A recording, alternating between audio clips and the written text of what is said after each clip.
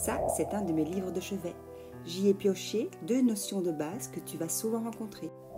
On va parler aujourd'hui de la couture concave et de la couture convexe.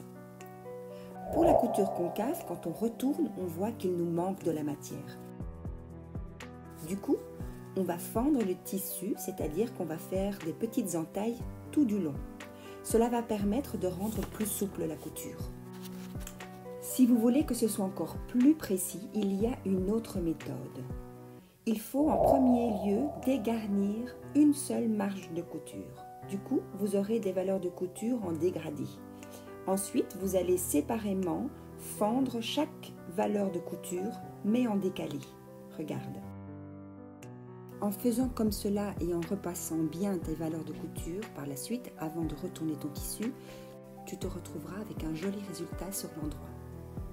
Pour la couture convexe, quand on retourne, il n'y a pas assez de matière.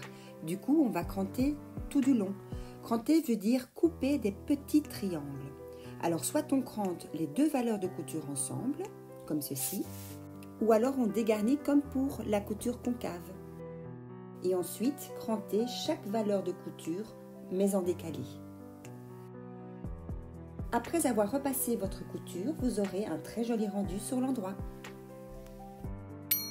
J'espère que ce petit tuto technique t'a plu. N'hésite pas à mettre un petit cœur ou un petit j'aime. Je te souhaite de belles réalisations et à très vite pour d'autres tutos.